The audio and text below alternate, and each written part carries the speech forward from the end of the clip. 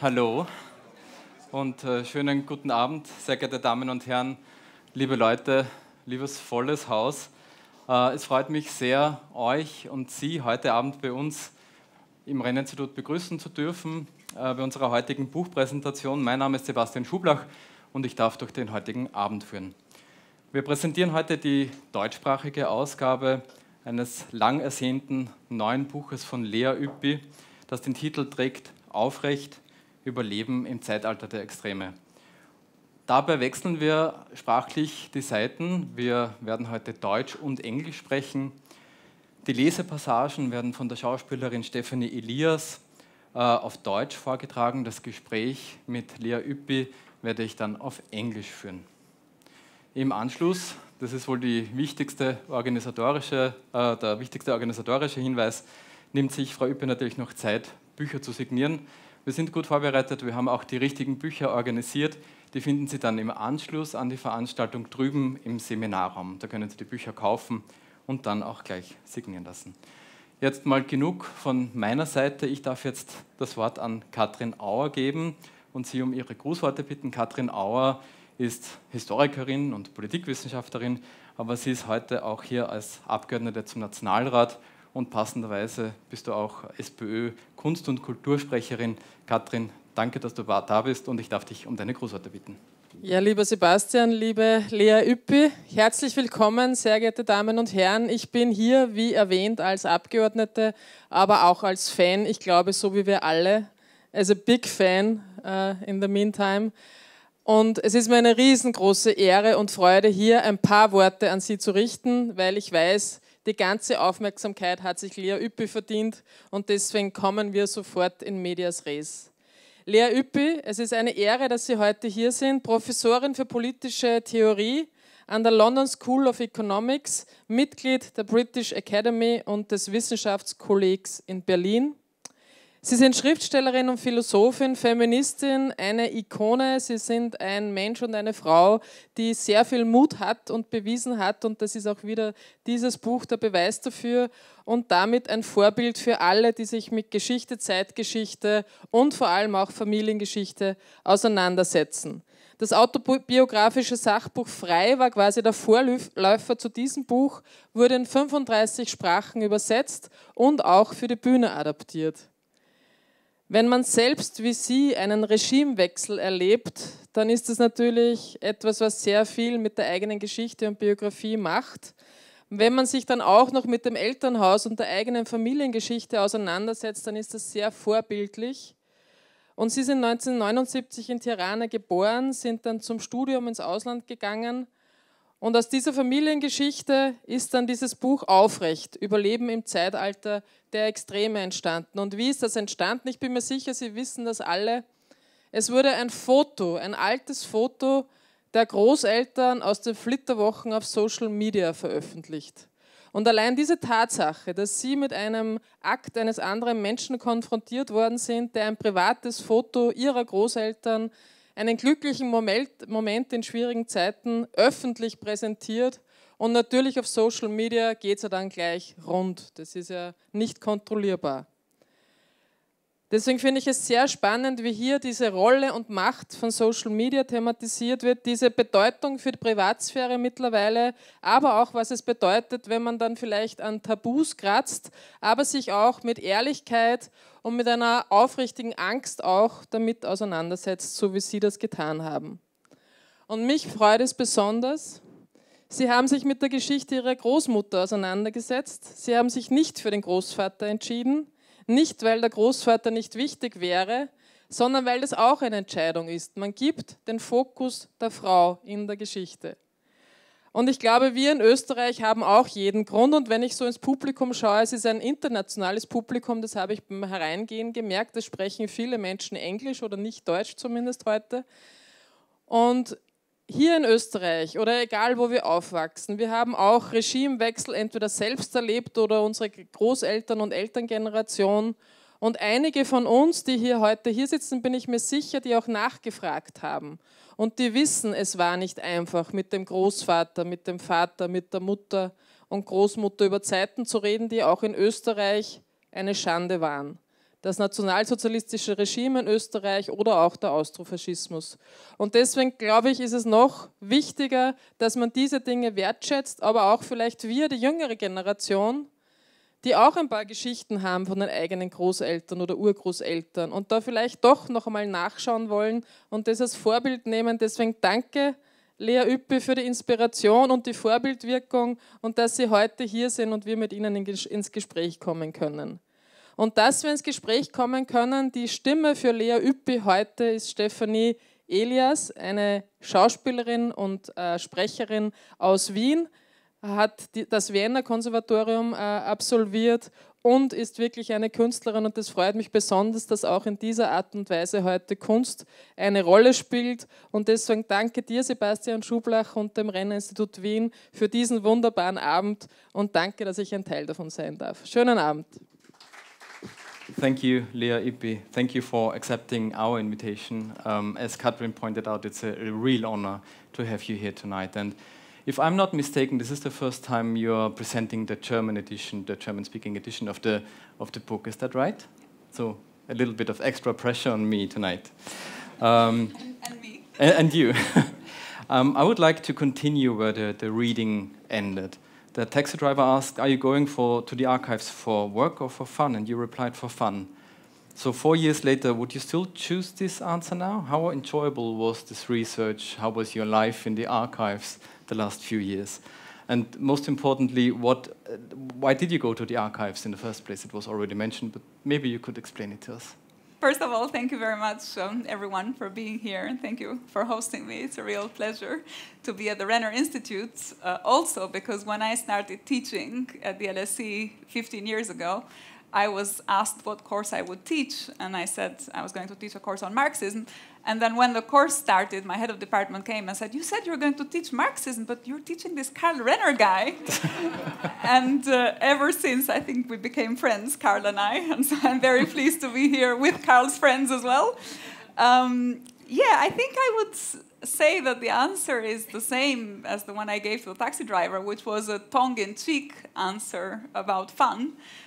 It was fun said in an ironic way, but also fun because the outcome of that expedition to the archive was, yes, a search to find the family history and a search for truth, but also, I think, a piece of literature, and literature has a role of both entertaining and making us think, and so I think it was fun in that ironic way. But what brought me to the archive was indeed this photo that was just mentioned in this wonderful reading, thank you very much, which appeared on social media at some point immediately after my other book, Free, had come out. It was on Albanian social media, and it was a photo of my grandparents that I had never seen before. I could see from the photo that it was taken in a ski resort in a winter setting. My grandmother, who I also recognized, was there as a young woman with my grandfather. And from the skis and from the setting, I could also tell that this was taken during my grandparents' honeymoon in the Italian Dolomites in the winter of 1941. So this was a period of her life that she had often talked about, but of which I had seen no photos, because I was told when I was a child that all the family records disappeared when the communist police came to confiscate their property, including their belongings, and of which I had only had mental images. And of course, when this photo appeared, it was first a shock, because I just didn't think that any image from this period of her life existed. Second, because this period of her life had always for me been clouded in mystery, in part as a result of these honeymoon stories, but also because she always referred to it, my grandmother, as the happiest time of her life. And I remember always thinking, what sort of person can be the happiest person in the world in the winter of 1941? And so this had always been a bit of a kind of puzzle around which I tried to imagine what was going on. Why was she the happiest person in the world?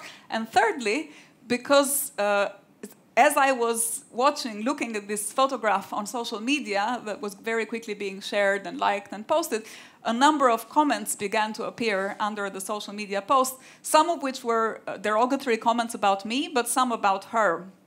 saying that she was a communist spy, or some people were alleging that she was a fascist spy, some people that she was both. And this triggered a kind of, for me, a question of, first of all, what was this image that I was seeing? Was this person that these people commenting on the same person that I knew and loved? And how did it relate to this mystery around her honeymoon and this period of her life? And eventually, after doing a little bit more research, I discovered that I was told that the photo was in this archive that was just mentioned, which housed the Secret Service surveillance files of people who had been suspect during communism and followed by the secret police. And I was told that if I went to this archive, I would find both the photo and a number of other documents relating to my family, my grandfather who had been to prison, my grandmother, surveillance, and so on. So this is the sort of the story of how I ended up in this archive, and the story was a story of trying to find both the photo itself, but in a way also the story that went with the photo, and to try and decide whether the Facebook trolls had it right in terms of what they were saying about my grandmother, or whether I had it right in terms of what I remembered. You write that you also wanted to defend her dignity. And what were you defending her from, and why is this such a crucial point? Well, so the question of dignity became transparent, especially with this tone of these comments, actually. So a number of them was, as I say, very derogatory, and they were alleging lots of things about her. And one of the things that my grandmother always said when she was alive, when we talked about, she'd had a life of ups and downs, of difficulties during communism in Albania, starting from privilege. Maybe we'll get to talk about her life in a minute, but every time I was confronting her with these traumas of her past, she would say to me, "No, but I always kept my dignity." And of course, she was alive when she said that she kept her dignity. And for me, the question of seeing this photo, coupled with these comments and the insults to her, raised the question of how can a dead person defend their dignity? And if they can't defend their dignity, who is entitled to tell the story of their life so that that dignity is somehow vindicated, so that that legacy is protected? And this is where the question of dignity is present throughout the book, and it starts as a search for the photo, but really as a photo, as a symbol of this more philosophical question that is also raised throughout. We will come back to that later, but how was your relationship to your grandmother? You were very close, I guess. We were very close. I grew up with her. She was the main figure, the main reference, paternal grandmother, but also generally more kind of authority reference for me. In part because my parents, I grew up during communism. My parents were typical communist parents, very busy, worked a lot. When they came home, they wanted to relax, so children usually were looked after by grandparents. But also because then, immediately after, when communism fell and the system changed in Albania, I went to her and I turned to her for support around how to navigate society, actually, because she seemed to know things about the world before communism that were quite helpful also for the world after communism. And so it was, for me, I would go to her and, for example, one of the things I discovered flying in 1991 for the first time in my life, and my grandmother had been on a plane before. And this was very exciting because my parents' generation, they had never been on a plane. They'd never traveled outside Albania. So there was this woman who had a world that she carried, that was a world that was disconnected from the world of communist Albania. That was my parents' world. Before we talk about the life of your grandmother, I would like to ask you a few questions about your work on the book. So how much time did you spend in the archives? How long did you work on the book actually for? And what kind of obstacles did you encounter? Well, I guess how long I spent, there's a short answer and a long answer. So the short answer is 3-4 years, but the long answer is it's a lifetime, because it's also a book that processes memories and relationships and ways of thinking about the world that took much longer to develop. So yeah. So long, because really, and this is fascinating about this book, because it's a mix of genres. And this is something we talked about before. I think I would have liked to know before and during reading, and as many of you probably haven't read the book yet, it's a perfect timing to ask this question. So the book switches between different narrative forms. It contains dialogues, stories, transcripts, your reflections. It's an ingenious combination of a novel and a memoir. And in the sections that read more like a novel, I would be interested to know how much is based on sources such as diaries, historical documents, memory, and what is fictionalized? What is the product of imaginative reconstruction? Yeah, so I guess I'll say something about the method in a minute, but to sort of orient people immediately in how I describe it, I'd say the book is really trying to do three things. It's a novel based on a family history, a political history of Europe, and with particular focus on the Balkans between 1920 and 1947, with some reflections on the post-communist period as well. And it's a philosophical book around the concept of dignity. And when it started, it didn't start with this hybrid idea. It started in a much more straightforward way. It was going to be a non-fiction book that tried to reconstruct the story of my grandmother's life before and after communism based on these Secret Service archives. Now, what happened when I started going to the archives and collecting information, I got access to these reports, no sight of the photo, but I got hundreds and hundreds of pages of Secret Service reports, and I discovered that the reports had lots of problems in them. There are lots of gaps. So sometimes the spies were over-reporting, so they were giving lots of information about where she went, what she did, where she had been. It was almost like a kind of prehistoric Google map where, you know, just say the object was at this point at this time and so on. But on the other hand, sometimes they underreported because, and I was told this is very common by the employees of the archive, because often spies developed a kind of sympathy with their objects. They call them objects. And because they knew that whatever they reported would get them in trouble, they wouldn't say things. And there were also cases like that in the files where I would read a spy that would say, Leman Ypi is a very committed communist. She really loves the party. She loves her country. And this was clearly also not my grandmother. So I discovered there are lots of gaps in the files. And of course, I thought, well, maybe, you know, communist archives, there will be these gaps. They are explained by these features. So maybe if I go to piece together her life in Greece, I can get access to the archives in Greece. And then when I went to Greece, because much of her life was under the Ottoman or was her family background and her family past was in the Ottoman Empire, and I was looking for references about the family, I was told, no, in Greece there is nothing about the Ottoman Empire because it's all been destroyed in the waves of Hellenization of the city. So it became very quickly very clear that the archive wouldn't contain all the information that I needed about my object, my subject. And so that's when I decided that you couldn't get or reconstruct one life from the archive. But what you could do is glimpse into hundreds and hundreds of other lives, and it was fragments of these lives. So I was actually recently reading, I don't know, for people who have read Salman Rushdie, Midnight's Children, there is the initial of the novel is where he falls in love with his wife and he only sees pieces. So first he sees an arm, then he sees a shoulder, then he sees a leg. And it was like this for me with these lives in these archives where you could see one piece of a life, but not all of it.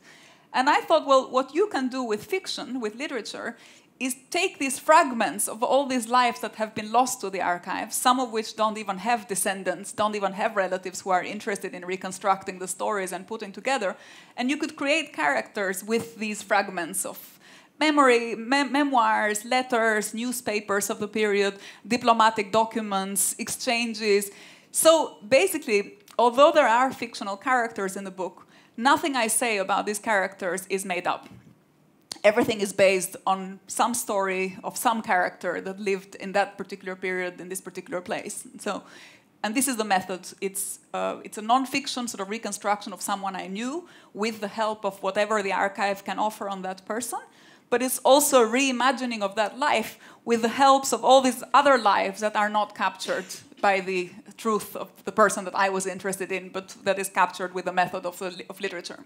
So if you reconstruct the dialogue, then you always have like a source for that. Or if you talk about how somebody smelled at a certain time in their life, then it's not made up. Yeah, it's not made up. Not only is it not made up, but my research got also very frustrating because sometimes I do a lot of research on something, and then it turned out that detail was not as important to my character, and in the meantime I'd spent 6 months researching the leech trade in the Ottoman Empire, for example. And so, you know, the traffic, or there is a character in the book who is a tobacco trader, And I literally spent months studying the tobacco trade between Hamburg, Dresden, and Kavala, a city near Salonika, and trying to reconstruct the German-Ottoman trade tobacco route with PhD student research and sort of with the help of academic research, basically. But every detail, even though it's what someone was wearing, or if I say this character bought her wedding dress in this shop in this street, that shop would have been there and would have been sold that dress in that period in that street. And so this all minutiae of that kind took a lot of research. And, yeah. It's fascinating. It's fascinating. Your grandmother Leman experienced, as you said, the Ottoman Empire, its collapse, the 1920s, the 30s, fascism, then communism, then the fall of communism. So by telling her story, you're also recounting the history of 20th century Europe, of a part of it, or big parts of it. So the book contains a series of both minor and major dramas, and I don't mean this in any judgmental way. The minor dramas, which occur at an individual or at a family level, they usually happen against the backdrop of major geopolitical events, such as the fall of empires. I mentioned the Ottoman Empire. We are in Vienna. We also mentioned the end of the Habsburg Empire, which played a major role on the Balkans, of course. And I would like to discuss 3 pivotal moments in this book. The first one is a tragicomic death of Leman's grandfather, Ibrahim Pasha, which occurred against the backdrop of the Ottoman Empire's decline. So Leman grew up in the world of Ottoman aristocracy, or when it ended, when it declined at some extent, and her family had roots in Constantinople, Istanbul, and Salonika. However, privileged, the world experienced this identity crisis and the loss of an old world.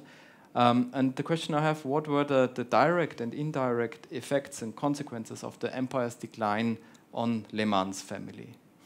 Yeah, so she came from a pretty privileged family, from an Ottoman elite whose past was connected to the Ottoman Empire, who was very mobile, as all imperial elites were, from an Albanian-speaking family who had actually, in her case, she had never been to Albania until she became 18 years old, but knew that she was of Albanian descent. They spoke Albanian, but they also spoke French, as the elites of the Ottoman Empire did in those days.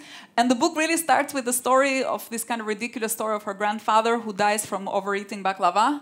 The grandfather was Pasha in the Ottoman Empire, so sort of high-ranking administrator. And of course, the Ottoman Empire is often referred in literature as the sick man of Europe. So there you have this sick man who is dying, and this man who represents the Ottoman Empire and who is dying. And her life is really marked by not just the collapse of the Ottoman Empire, but also the legacy of the collapse of empires, not just the Ottoman, but also the Habsburg and the Russian Empire, on the different groups, the different cultural groups that lived in the empire in this very fluid way that was not divided by, you didn't have the nation states.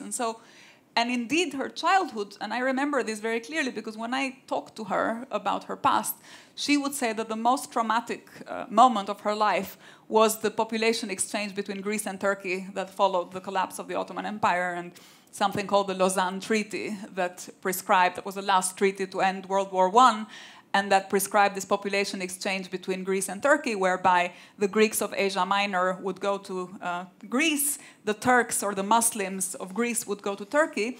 And in Salonika, which was an Ottoman city, this was a very traumatic event because there were more than 1 million refugees coming. So there were 1 million refugees who were Greeks, but of course they weren't Greek like the Greeks of Salonika because they had been in the Ottoman Empire in Asia Minor for hundreds of years. So they were Turkish Greeks in a way. And this change of people and this displacement and the trauma of that displacement raised, not just for the Greeks and the Turks, but for all the different cultural groups that had been living in the empire, this question of identity, where they suddenly had to know what they were. And in the case of Albanians, it was more complicated because the Albanians could choose. They could say, because the religious element, Muslim, was not as pronounced and was seen not to be as pronounced, families like hers could say, do you want to go to Greece or do you want to stay in Turkey? Which, of course, compared to the Greeks and the Turks was better because they weren't forced. But for her, it really haunted her all her life, because she always said, if we had not gone to Turkey, if we had not stayed in Greece, if we had gone to Turkey, I would not have gone to Albania. And if I had not gone to Albania, then I would not have suffered during communism, which for me always raised the question, yes, but I wouldn't be born either. Yeah. But in her case, this was this question of identity and belonging that was directly connected to the collapse of the Ottoman Empire, was a really major shift in her life that raised this question of where do you belong, what are you, where do you have to live to make sense of this connection between the small and the large. How do you define yourself? In which kind of category do you see yourself? Like Albanian, etc. I mean, you have to self-identify in a way you wouldn't have never thought about that before that. In my case, not in your case, but not in my case, but in your grandmother's case. Well, in her case, I think it wasn't just her question, it was the question that all the minorities had to face. Mm-hmm. And in fact, Salonika, the majority group, the largest in terms of numbers, were Jews, were Sephardic Jews that had moved in the Ottoman Empire from Spain, from the deportation of Jews from Spain, and eventually lived. And some of them were actually converted Jews, so they were Donme. There were this particular category of Jews that had become Muslim, but they would still preserve some kind of Jewish festivities, and they did both the Shabbat and the Ramadan. And for them, it was also very complicated, because again, there was no space for ambiguity anymore. You know, you had to be Jewish or Muslim, or the fact that you could be a cross between a Jew and a Muslim was not on. And so yeah, in all of these cases, the driving question was, what are you? Because the politics of the 30s was a politics that was driven by identity in a way that is not so dissimilar from our politics now, where, you know, which minority group you belong to, how you identify, what you think, where you think your home is, where's your country, is not just relevant to yourself, but it's also relevant to your place in the world. And in her case, and in the case of many other groups like hers, it was the same. We will talk about that later, but I would like to come back to the baklava. So, what happened there? Because it's a very funny story. It's a very tragic story. It's a story of a high dignitary who dies in a very undignified way. Is that okay to say? And I think his wife was not happy about the cause of the death. Yeah, I think the story is there in part to begin to open this conversation around dignity. In part also because the start of the book is with the question of the legacy after death. So we often think that it's not just about why do we care about dead people? Why do we care about funerals? Why do we care about memorials? Why do we think about honoring the dead in certain ways? Is because we think of how someone dies as connected to the legacy of their life. And of course, one of the most common meanings of the word dignity is connected to the dignity of status, to the dignity of rank. And what I wanted to do with that chapter, where in part it's about this very ridiculous death and the legacy and the fact that someone who was very brave and honored member of the empire and fought in battles and heroically defended the empire for decades, ends up in this very ridiculous death, and his wife is there and understands that this legacy, you can't say he died from eating baklava, this eminent pasha. And so she asks the doctor who is recording to manipulate the record of death and to say it was something more dignified than just eating from baklava. And so the story of how he died is changed and transformed into saying he had a heart attack, because that is more like how someone dies in that position. So basically, but it's also a way of raising this question of, the fictionalization that goes into any record that we have of our ancestors. And part of the question that the book raises is, what is memory? Is it just about what we remember? Or is it also about how we remember?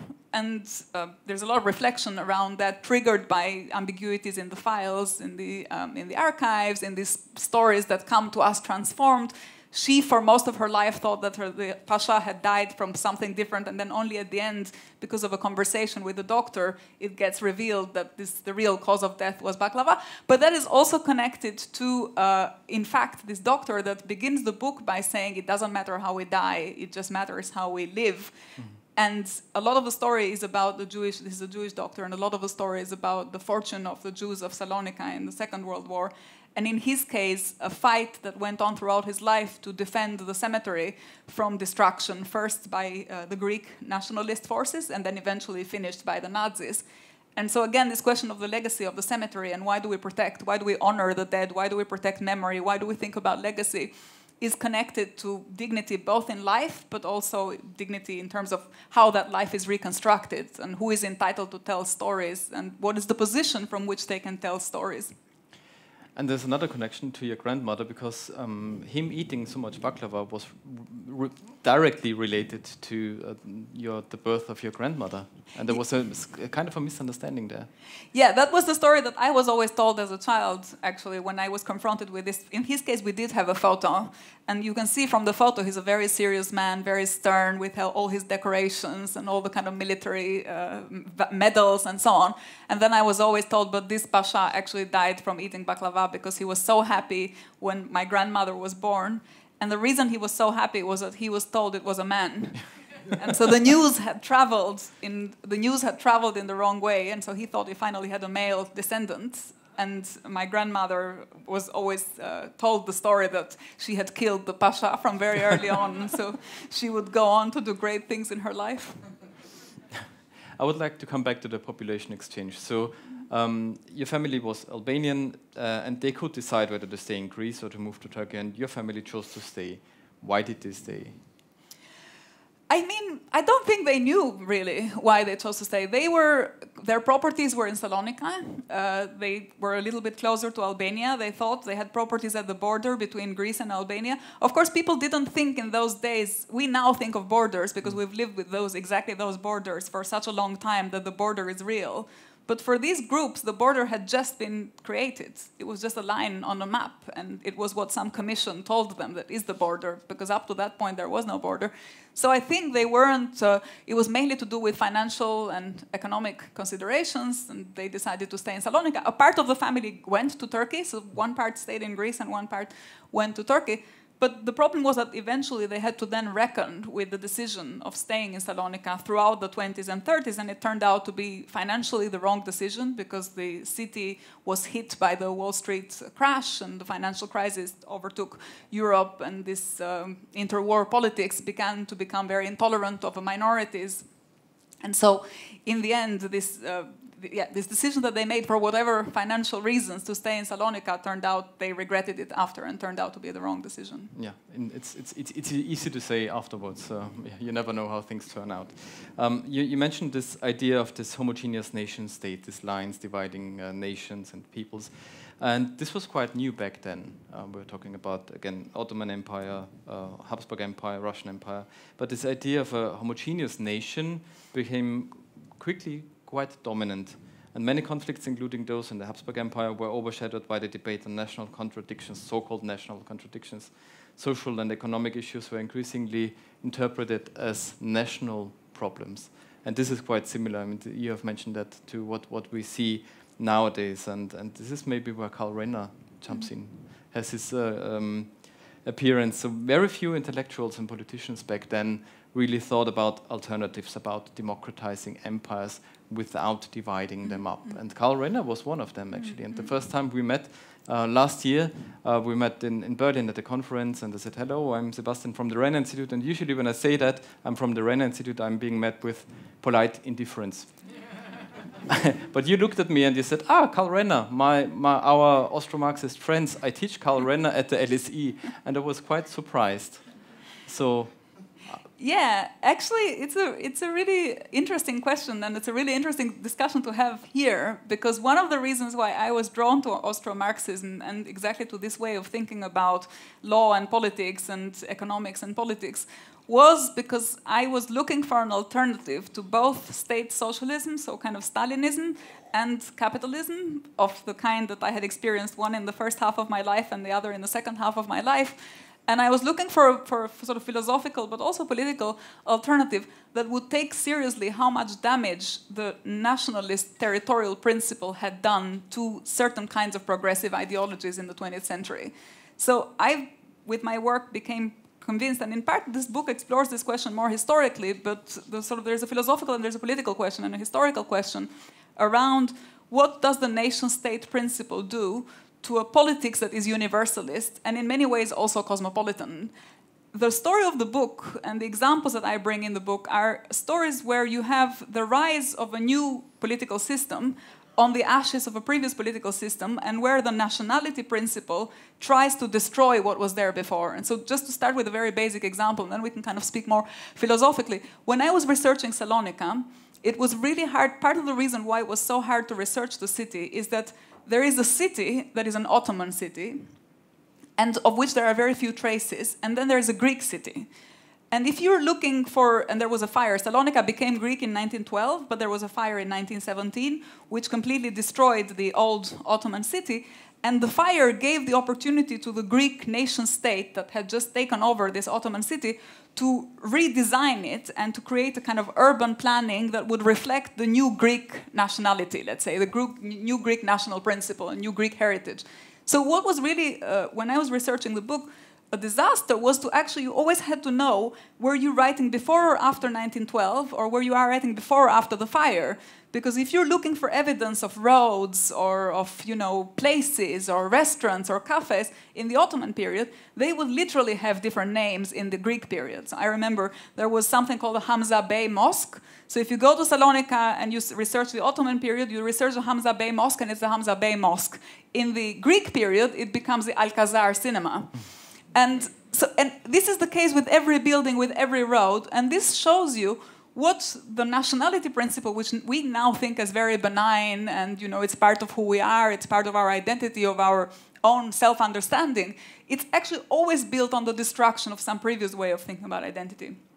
Now, to go back to Renner, I always thought that, so I personally thought that one of the reasons for why socialism fell so badly and failed so badly in Eastern Europe was because of this toxic combination of Stalinism and nationalism. And I was looking at the Austro-Marxists in part as a path not taken, as a kind of alternative to think about a universal theory and a way of thinking about the world and equality and freedom that would not be hostage to this nation-state principle. And what's really interesting about the Austro-Marxists is they appreciate nationalism, but it's not wedded to state institutions in the way in which we now associate nation, because we think of the nation-state. And these guys were thinking about the nationality principle, but in a non-territorial way. And so it's a sort of really interesting alternative.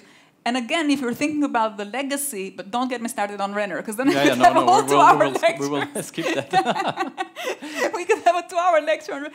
But what's really interesting is the one question that was never raised, or that only few people like the Austro-Marxists raised at the end of the collapse of these empires, is how you could democratize the empire. So it wasn't our go-to solution, and the historical winning solution was you democratize the nation-state, because you fight the empire and you have the state, and then you need the nation to kind of give legitimacy to the state.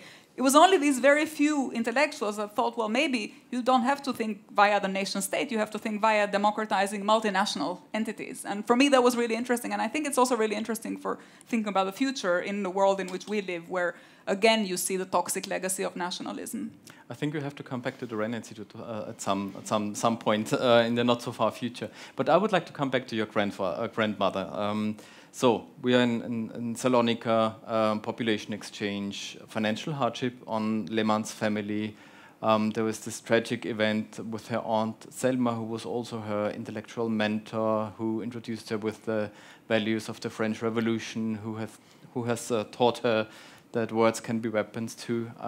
We will not go into detail because we will not spoil, but it had a major impact, and eventually led to Leman moving to Albania, where she met your grandfather.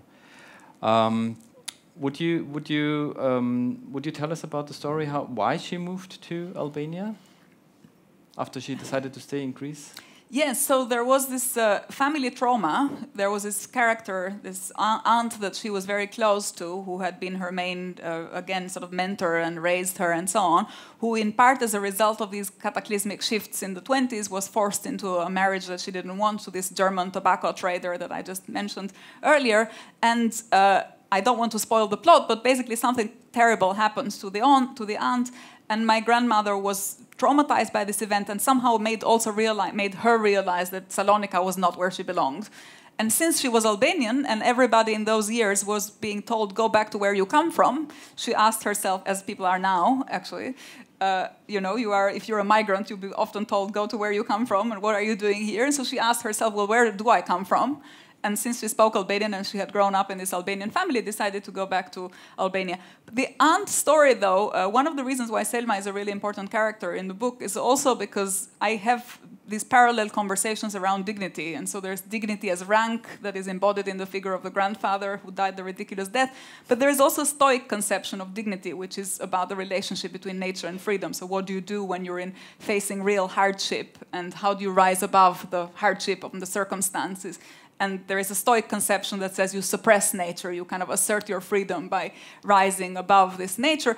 And there's all these different conceptions of dignity at play in the book. And Leman's, my grandmother's one, is yet another one, which is about, well, you have to think of it as a relation of responsibility, not just about yourself and your relationship to other people, but it's about what you owe, what legacy you leave, and how you think and how you live responsibly. So she goes to Albania also in search of dignity, but thinking that the Selma answer to dignity was not the right one, was an inadequate one. And to avoid the same end, she tries to find an escape and goes to Albania in the 1930s, where there is the famous, beautifully named King Zog, who was a former president of the country, but who has declared himself king, and the country is at that point in flux because it's under sort of colonial influence by Italy, eventually under full Italian occupation, and then under Nazi occupation. So this is the second half of her life, is this interplay of fascism, Nazism, and communism.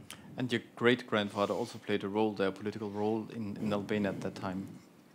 Yeah, my great-grandfather was the equivalent of the Maréchal Pétain in France. So it was the head of the provisional administrative government that basically, at the point in which Albania was occupied by the fascists, gave the sovereignty of Albania to the fascist occupiers. And so he was in all the history books as this kind of collaborationist prime minister. And he's actually also in the book, in part, also connected to this question of dignity, because his argument about dignity is that you just have to do whatever it takes to survive.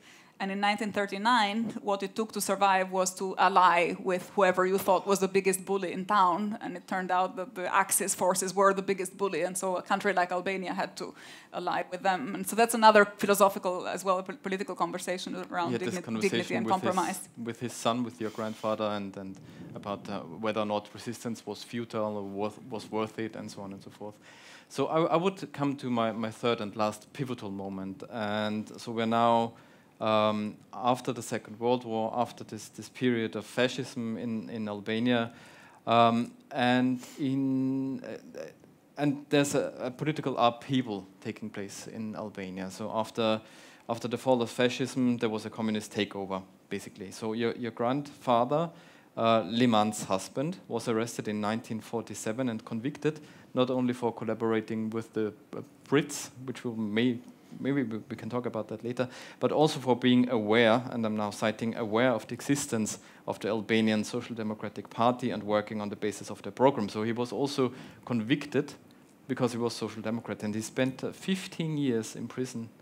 15 years. Leman was exiled from Tirana as a so-called class enemy, her belongings confiscated, and he raised her son, your father, Zafo, alone while working in a cooperative and digging trenches.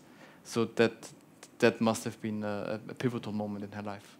Yeah, it was a pivotal moment, and for me it also raises the question, because I was writing from England and looking and reading also these files and these archives of these British intelligence officers. So the reason my grandfather was convicted was his social democratic commitment, but the evidence of social democratic commitment was collaboration with these British intelligence officers. Now, why did these British intelligence officers go to Albania? Because they were sent in the Balkans as part of the Churchill war effort to support anti-fascist resistance wherever there was any possibility of supporting it. But since in Albania it was very complicated, anti-fascist politics was mixed with nationalist politics, the Brits didn't quite know who to support. So they were first supporting the monarchists, because Zog was also resisting somehow. Then they were supporting the fascists. Then when the Nazis came to Albania, it's very interesting and kind of weird and maybe difficult to explain, but the Nazi occupation formally gave Albania more sovereign status than the fascist occupation. At which point the nationalists decided to withdraw their support to the anti-fascists because they had what they wanted. They had more sovereignty than they had wanted. And so the Brits were left supporting basically the communists and the social democrats. And they played a huge role in strengthening this particular communist movement. Albania, before 1941, didn't have a communist party, didn't really have a working class to speak of, didn't really have a very big support from... So it was not a kind of traditional Marxist story of communists developing throughout the 20s and 30s. It was a very rural country. It was very rural, with a small elite that was progressive, a bit like my grandfather, and socialist, and with this communist movement that became consolidated in part as a result of British support. Now, after the war, the Brits were kicked out by the communists, and the communists then purged anyone who had been allied also to the Brits. And it was a little bit like, it always reminds me of when NATO left Afghanistan a few years ago, because all the people who were in Afghanistan working with NATO forces were then purged by the Taliban. And so it's this question of these external forces that come with geopolitical aims in this small context, don't really understand how it works on the ground, who they need to support, how they need to support them. They just have one goal, which is support whoever fights the fascists, and then make a mess, and then leave. And it's my family that has to live with the consequences of this for 50 years. Well, these officers at least had like a 2 weeks training on Albania, is that true?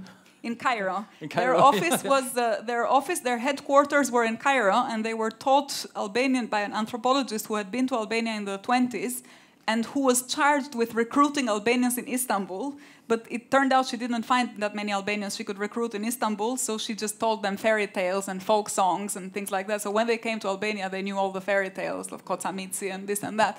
But they didn't really know a lot about the politics on the ground. And this mess of the war actually explains a lot of the Albanian history. And of course, when they left, at that point also they had to make a geopolitical decision, because in Greece they had also been supporting the anti-fascist movement, but they decided that Greece was going to be with the liberal democratic world and Albania was going to be on the Stalin side. And so these kind of Yalta agreements had an impact on the politics of the country. And the book isn't about the politics of the country, but it's about the implications of that on family lives and on normal daily lives. And there's another interesting twist, because the way your grandparents and your grandfather met one of those officers, and there's a connection to the picture you mentioned in the beginning.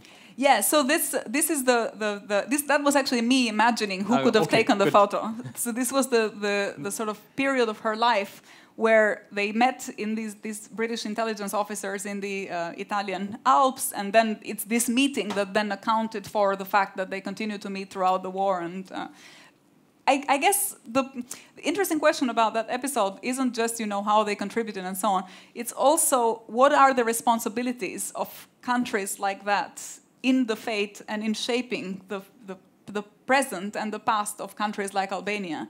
So I remember when I was reading, coming back, working, still writing the book, actually this is an episode I tell the story of, I had just gone to see the prison site where my grandfather was held as a prisoner, and I was coming back on the minivan reading the Financial Times, and I came across a property being sold, a kind of luxury villa in Greece that belonged to the family of one of the British intelligence officers that had actually been responsible and cited in the files for indicting my grandfather. And so it was really striking that, you are here on this minibus coming back from this prison site where your grandfather has been on charges of collaboration with these British officers.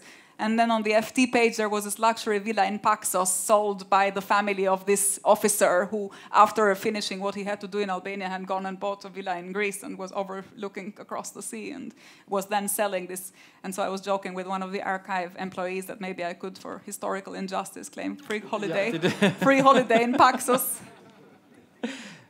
Did you? No. I think the house was sold at that point. So let's come back to Leman. So your grandfather got arrested, and Leman was this hit her really hard. And one thing I think we have to mention is that your grandfather Aslan, he knew Enver Hoxha, who was the leader of the communist movement in Albania, and who was the leader of the Communist Party, the Party of the Workers, it was called later, for quite some time. They knew each other quite well. They were school friends. They studied together in Paris. They were active together in the Popular Front in France.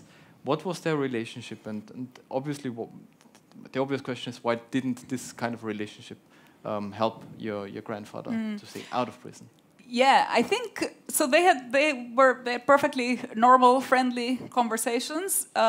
When I was reconstructing Hoxha in the book, and he's a character in the book, and I write a lot about the period before Hoxha was Hoxha, as it were.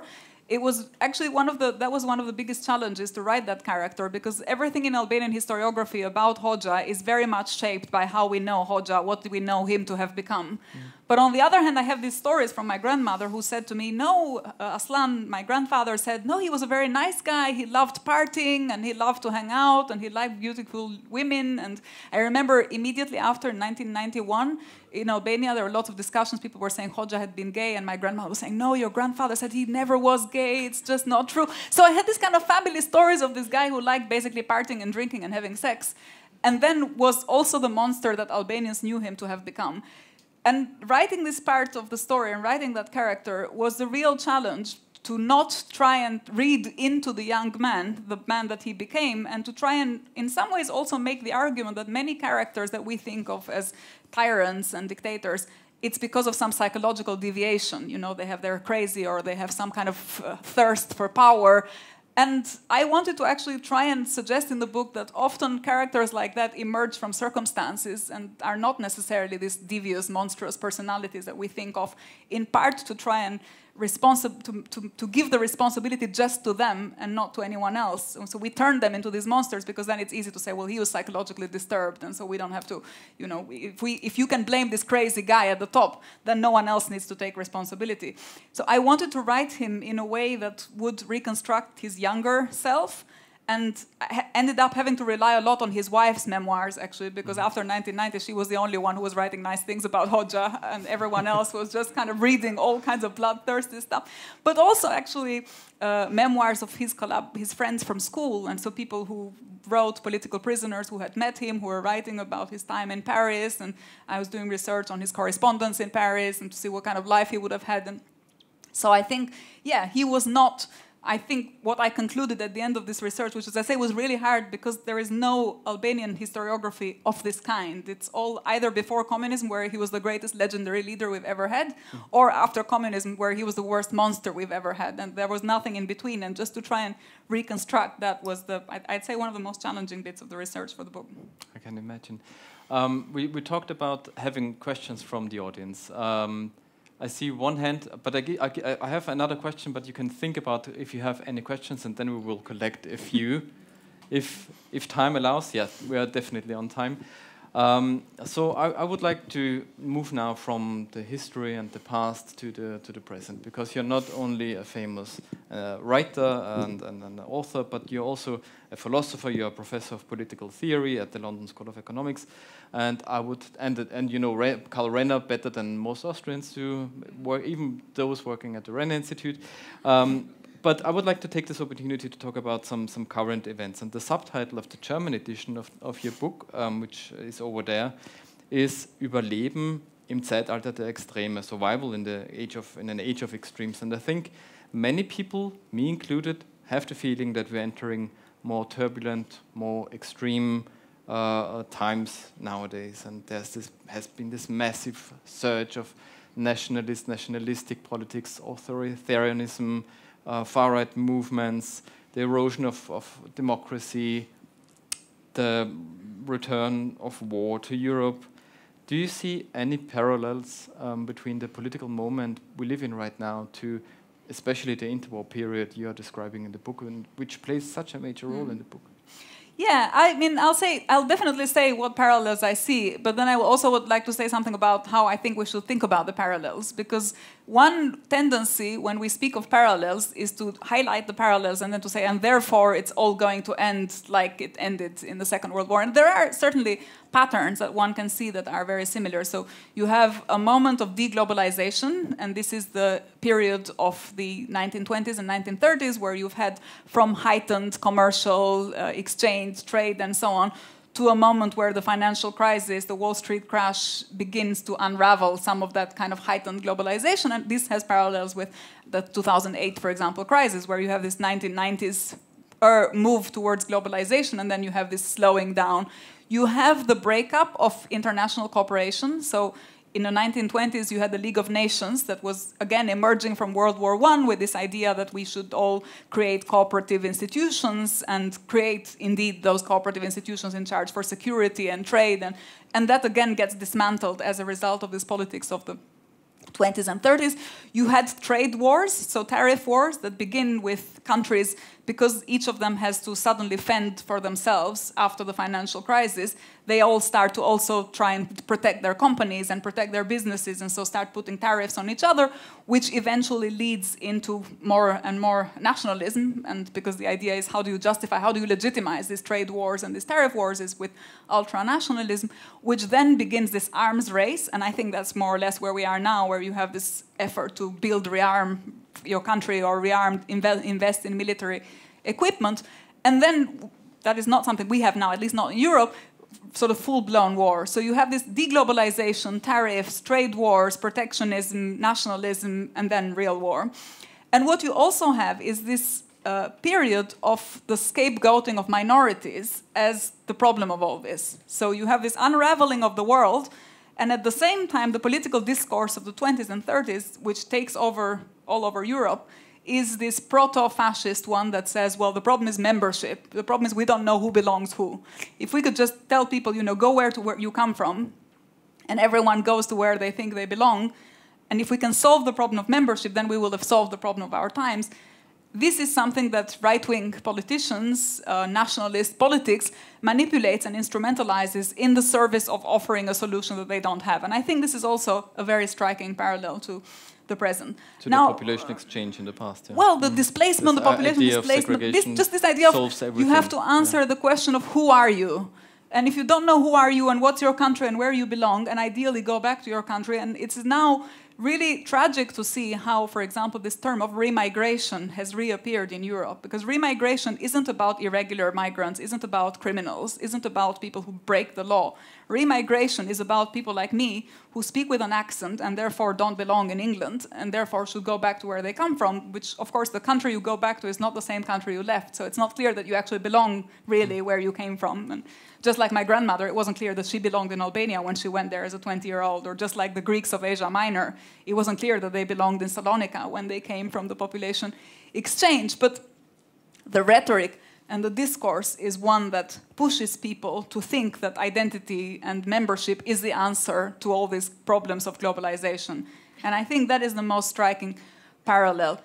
For me, that, in a way, that raises two questions. So one is, how do you write about the past when you begin to see in the present that there is no integrity? So we always assume that where we live now, or the institutions that we have, are a bit better, that, you know, we're not in the Ottoman Empire, we're not in the Habsburg Empire, we've had democracy and we've had liberalism and we've had these great institutions. And so that gives us some sense of arrogance of the present vis-a-vis approaching the past.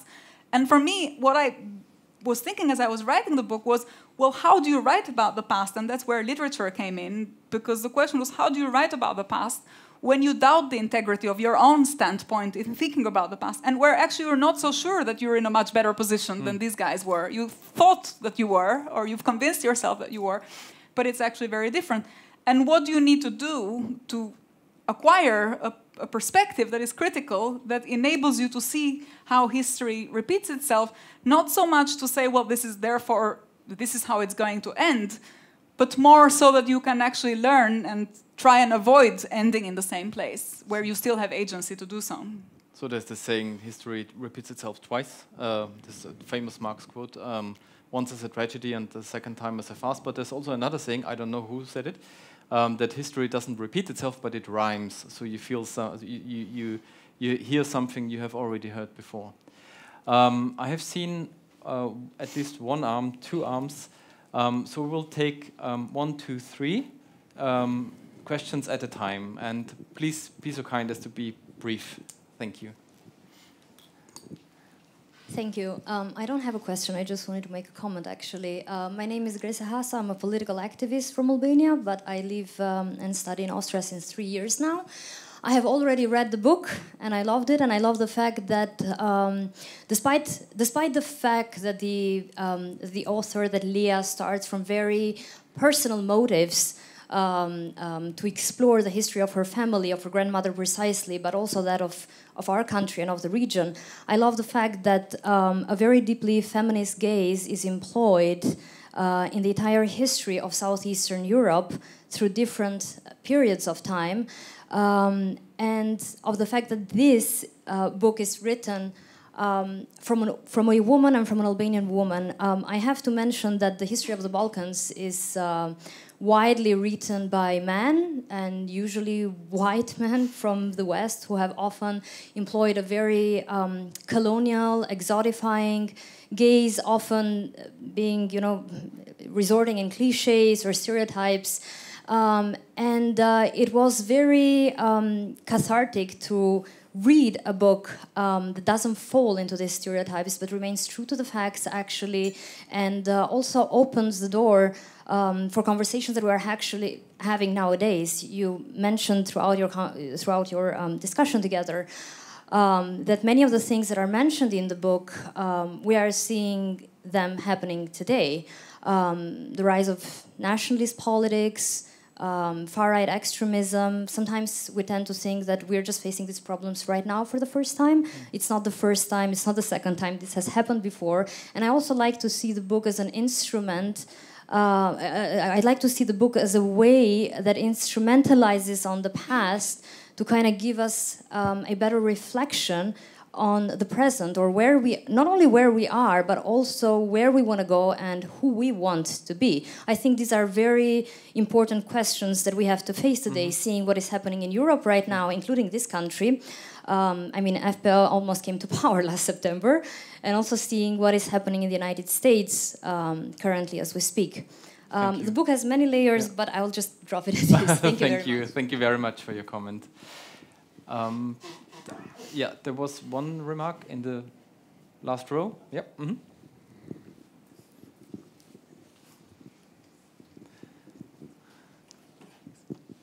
Miriam Broma. My name is Lea Ypi, and I am married to an Albanian, which is why I try hard to understand him and his culture, and your book helped me a lot, so thanks about that.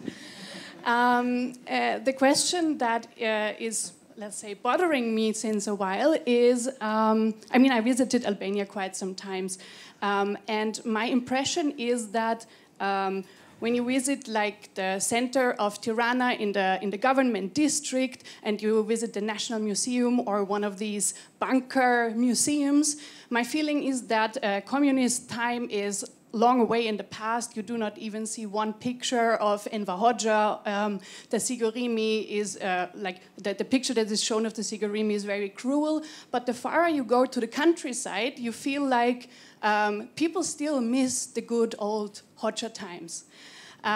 So my question is, and you mentioned this perspective also in your book Free, that I found fantastic, that sometimes the opinion that is shown on the surface is a bit different to what is really underneath. So my question is, what is your honest assessment about the relation that the population in Albania has currently to the communist history? Thank you. And I've seen another one. Yeah. In the third row, and I will then ask you to reply. First, I need to apologize that all the Albanians in the room felt the urge to speak, because I am one, Arnisa Tepelia from CU. I keep thinking, I can't stop thinking when talking and reading this book, talking about this book, reading this book, about the arbitrariness of the reconstruction of memory, because I think what you have recurred to is extremely brave and extremely daring, and while we are entering these extreme times, and it's a valid debate, while the reconstruction of memories in times of extremes tends to be those of the illustrious times of unitary states and unitary races and unitary nationalities, for the rest of us who cannot recur to that, maybe the language and reconstruction of cosmopolitanism is also as dangerous and illusory when it's done through maybe a non-unified language, because we don't have one and we're recurring to literature and to what we think can reconstruct. And on the side, just out of curiosity, I perceived that when you went to the state archives, you preferred to be presented as a researcher, even though that would have repercussions for you. That interests me. Why didn't you ask as a family member? Thank you. Okay. We will do a second round, if that is okay. Yeah. And yeah, so. Great, thank you. So these are all really great questions, and they're all connected. Maybe I'll start with the one that is easier for me to sort of express an opinion, which is this relationship to communist history. And I think one of the things that struck me, and when I was researching the book, was the fact that we have in Albania, as you said, created this illusion that we are done with the communist past, and that, you know, there is a very clear received view on the media, on Enver Hoxha, there's a very clear received view of the communist years, and so on, and nothing is sort of seems to go beyond the surface.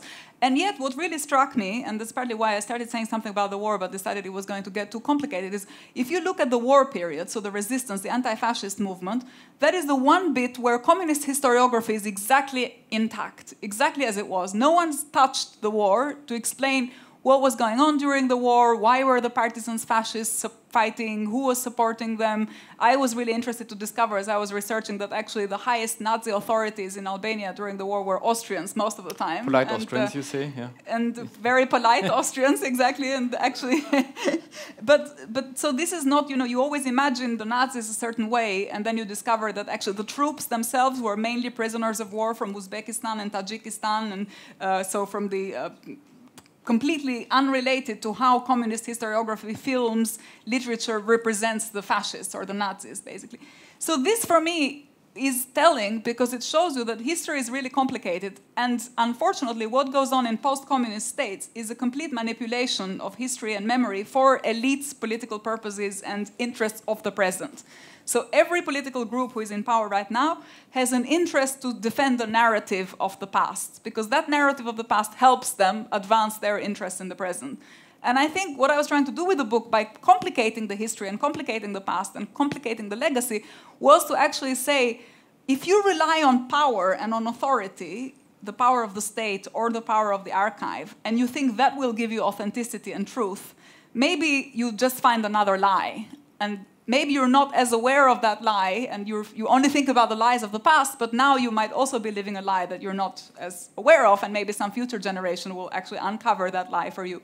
So what is the tool that someone who is approaching history in a more critical perspective, but without immediate political interest, with a kind of broader, more moral interest, let's say, or more broader political interest, with a political ideal, let's say, rather than political interest, what is the standpoint from which they can reconstruct the past without themselves becoming hostage and being manipulated themselves in their reconstruction of the past? And this is where this question of fiction and the relationship between fiction and fact comes in, because sometimes I think literature or philosophy or the ways in which we can read history or anthropology and we engage with those disciplines, there may be more truth in the interpretive reconstruction that is moved by those from within those disciplines than the truth that we think we find in the archive. So you go to the archive thinking you will find the truth, and you discover a lie of the state, and now you discover a lie of the current political elites about the archives, about the past, about communism.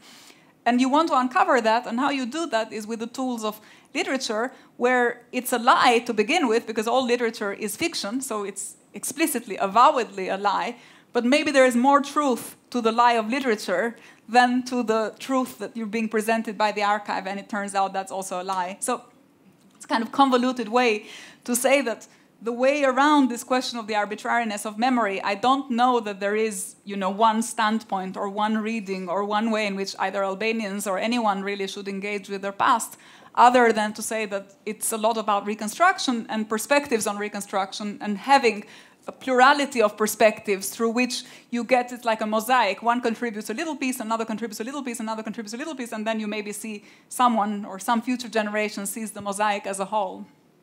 Yeah. Then there was this question to the relation to the communist era. Would you like to reply to this? Yeah, I think. This is. I think I was kind of talking about this in broader terms. As I say, I think the relation to the communist era is just made of layers, and we only, when you go to Albania, when you visit Albania, when you see the capital, and then you maybe move to the countryside, you just see the first layer, and the first layer is usually a layer of deception and manipulation by whatever the elites want you to believe about that layer, and beyond that, the work of sort of discovering all the other layers is a plural work, and that's partly, I think, why all the books that engage with memory issues, especially in traumatic societies, are inevitably controversial. So I now understand why Free was controversial. I know why my work is controversial, because it's inevitably triggers and provokes you to kind of confront a point of view that maybe is not yours, and also to think that a writer is trying to hegemonize or to have the monopoly over that point of view, where I think the best way to think of literature is to think of them as multiple points of view. So, I've seen one hand, two hands, and a third, and then we will wrap it up.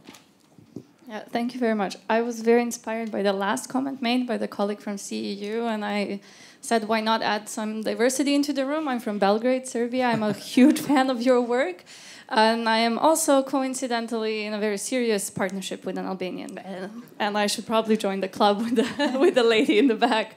But I want to say, once reading your book, Free, I was reading it from a very different perspective, because I was sort of reading it through the looking glass from the perspective of ex-Yugoslavia all of a sudden. And I was seeing this gaze that was projected onto Yugoslavia from your point of view, and this very vivid image of your father watching Yugoslav basketball was so striking to me also as a basketball fan. And his comment that now basketball is dead once Yugoslavia fell apart, right? But I wanted to say that from the other side, the view from Yugoslavia onto Albania was so obscured. It was completely obscured. It was this terra incognita that was under this iron fist of this one dictator, that obviously this is the view that was told and retold and thought once Hodge and Tito broke it off. Had they not have broken it off, it would have been speaking maybe on a much different level.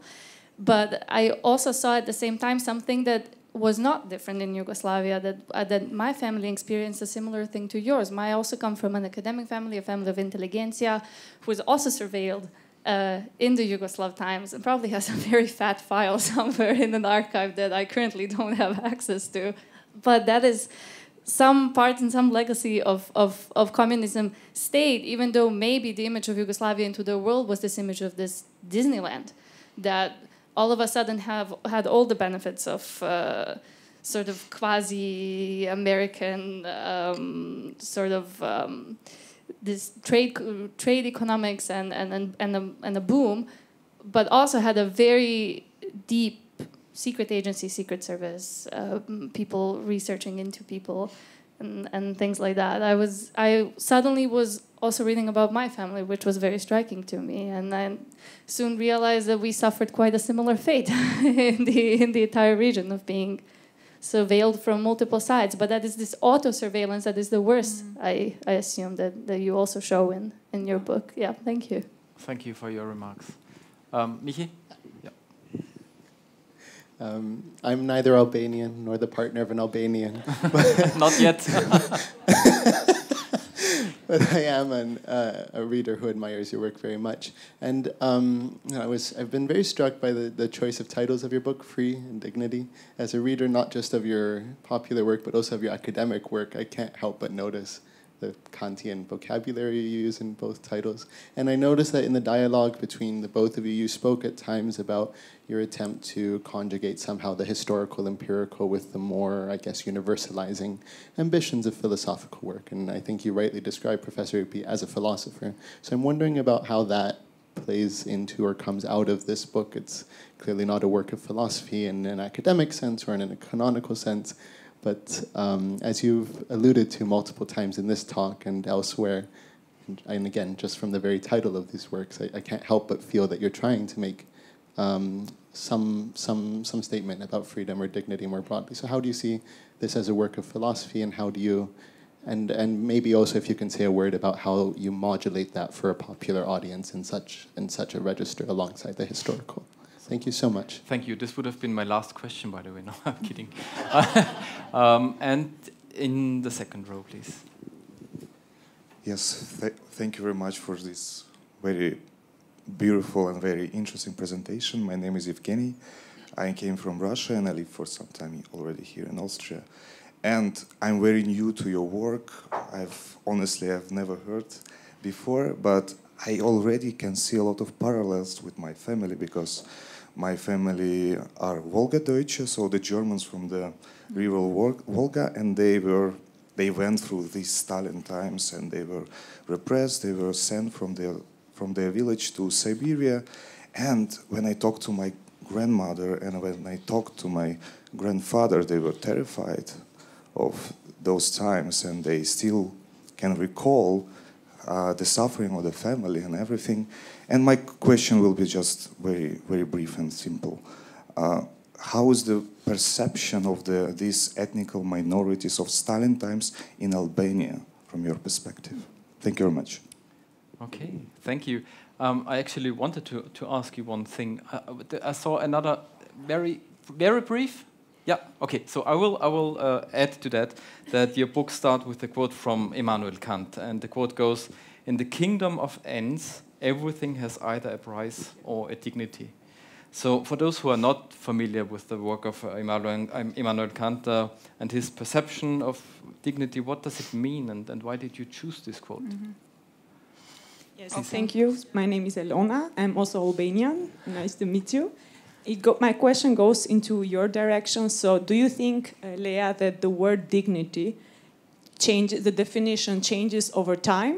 So what is considered dignity in the 20s, is it different what is considered dignity now? And does it also change from one country to another? Thank you. Okay, great, thank you. I try and sort of bring the questions together, and maybe I start with this last one because it takes me to a question around the relationship between philosophy and literature that you raised, and that's maybe helpful to kind of explain how I go about what's the method. I think, of course, I think I'm right about dignity. No, I'm joking. I think that there is a conception of dignity which is in the book, which is the Kantian one, which is the one that you asked, that is to say that dignity is about our capacity to follow moral imperatives, and so our capacity for moral agency, let's say. But that's just one conception. And of course, when I write philosophy, that's the one that I defend, and that's how I engage with my interlocutors. And I want to sort of say that this view of dignity is more promising than one that says, for example, that dignity is about legal and political rights, or it's about recognized statues or international norms, or another conception that says, no, dignity is about rank and standing, or another conception that says, you know, the Stoic one about the relationship to nature. But what I also think is that while philosophy starts with certainty, and the point of a philosopher is to actually somehow convince people that their view of the world is the right one, and usually every philosophical work you read takes this form. It starts by saying, there's 5 views on X question, freedom, dignity, equality, you name it, and there's my one that's the right one. And then the book tries to show you why the author is right. You know, if you read Kant, you read Hegel, you read Marx, any work of philosophy starts that way. I think literature does the opposite. Literature starts with doubt and actually thrives in doubt, flourishes, because the whole point of it is to show how all these different conceptions, when they become flesh and blood and real people, they are much more messy than they look in the works of philosophy, because they meet history, they meet sociology, they meet society, they meet the kind of world of culture. So what I really like about this interplay between philosophy and literature is that philosophy gives me a kind of grounding and a kind of faith in a way. It's a sort of way of being in a world that isn't too uncertain, which I find terrifying, uncertainty and not knowing, you know, what you stand for and how you think. But on the other hand, literature gives you doubt. And so philosophy starts with the universal and is in this kind of realm of certainty, and literature starts with the particular and always complicates. And so they have opposite functions. The writer would be a terrible writer if you were to write a work of literature as a work of philosophy, where you start with, this character is great and this character is terrible, and you all throughout the book try to show the greatness of one and the terribleness of the other. It's much better literature if it's even the horrible character in the book shows up at the end to be actually maybe a good guy. And even my grandmother, who is a moral hero, turns out maybe to be more flawed than you thought. And I think I personally find this very productive. Now, I'll say something about, before I kind of wrap up with the surveillance and the research, because I forgot to answer a question earlier also about why I had accessed the files as a researcher and sort of connected. I think a lot of people who go to the archive as family members feel the burden of being a family member, because you go there and you have these relations and you are responsible for these people. And so I was very familiar with all the stories of people who were going there and discovering that their uncle or their father was a spy. And I was very prepared when I entered the archive that I might discover that my grandmother, who was the moral hero throughout my life, might actually not at all be a hero, might be a villain after I've read these files. And that's partly why I had filed the request as a researcher, because I think I wanted a bit of a distance between me and the grandmother, and I wanted to be able to write about her life in a way that wasn't burdened by, and therefore I need to take responsibility for her. So I sort of filed the researcher, and I wrote the book also as a researcher in a way. I mean, of course, it's about an emotional relation as well, and it's about her death and what her death meant to me and about my connection to her. But I tried as much as possible, and that's also where philosophy helps in literature, to not be just hostage to the particular, to the personal dynamic, to try and, because it's not that interesting for other people if it's just about you and your grandmother. There has to be something there that resonates and that speaks and that moves beyond this particular relationship. Now, what was the point? And I say something briefly about the minorities in Albania, which is that it wasn't actually an issue because I think we had enough minorities to deal with of our own. And so people weren't really worrying about minorities in Stalinist Russia. They were kind of, it wasn't, the Soviet Union was one thing. It was one bloc. And we didn't really have an understanding of it as much more fragmented and much more complicated. And so it was very much, in our case, in the case of Albania, about the relationship with Yugoslavia and about this kind of nationalist tensions which framed very much of the political histories of, I think, both states and this intersection between history and ideology.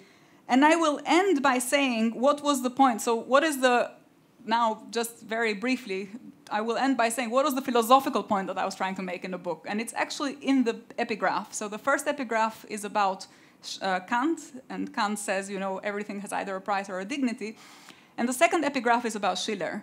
And Schiller says it's not just philosophical truth, it's also philosophical truth, not just a way of saying, to call beauty our second creator. And I was really interested, from a philosophical perspective, on this relationship between Kant and Schiller on moral education. So there's a big debate in philosophy about the fact that Kant's morality is considered to be austere and unfeasible and unrealistic. And Schiller, as he was engaging with Kant's philosophy, was saying, well, what about, you know, bringing people, encouraging them, cultivating their character so that morality would be a little bit easier? Would Kant think that this is wrong because morality always has to be very austere? And so this was the letters on aesthetic education. And the point that he makes is that art and literature are a way of thinking about how morality could be realized, how we could have a more moral life and more kind of fulsome, a more dignified way of being with the help of a certain kind of aesthetic education. And he makes the point that actually art can help with that. And I think the book, my book, ends, it's a hybrid, and it's explicitly a hybrid. It's also frustrating to read for that reason, because it is a hybrid. But I think it ends on the same note, and with this, I think, what is a vindication of Schiller, which is that only with the work of art and only with literature and only with telling stories in this particular way can you cultivate and can you elevate and can you encourage a formation of dispositions which in the long run makes morality much easier. And especially in a world where there is no salvation from politics, the only thing that we kind of have is this beauty to save the world. And that was what Schiller thought, and I sort of ended up with that message in the book as well. Thank you. I think I have to contradict you once this evening. It was not frustrating to read at all. And I would like to end with a short quote from your book, and as we are presenting the German edition, I will read it out in German. Über Verwandte in einer Vergangenheit vor unserer eigenen Existenz nachzudenken, ist ein bisschen wie Karussellfahren. Man weiß, am Ende wird man dort stehen, wo man angefangen hat, aber es geht ja auch nicht um das Ziel, sondern um die Fahrt an sich. Lea Ypi, thank you so much for taking us with you on this carousel ride. It has been a pleasure and an honor. Thank you. Thank you. Thank you.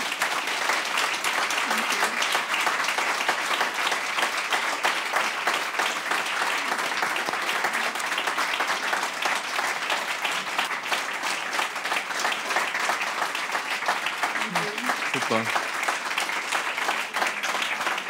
So. Wir haben den Abend künstlerisch begonnen und wir werden ihn auch künstlerisch beschließen. Stefanie Elias wird jetzt zum Abschluss noch eine weitere Passage aus dem Buch lesen, in der sich die Autorin den Überwachungsprotokollen über ihre Großmutter widmet. Und nach dem Ende der Lesung, habe ich versprochen, gibt es dann Erfrischungen. Das habe ich noch nicht verraten, aber das kann ich jetzt verraten. Es gibt Erfrischungen, bevor es dann Richtung Büchertisch und Richtung Signierstunde geht. Herzlichen Dank an alle fürs Kommen. Ich sehe viele neue Gesichter. Bitte abonniert unseren Newsletter. Wir senden ihn auch wirklich nur einmal pro Woche aus, in den allermeisten Fällen. Es zahlt sich aus, wir haben immer wieder spannende Gäste. again, thank you so much for coming, and I wish you a pleasant evening. Thank you. Thank you.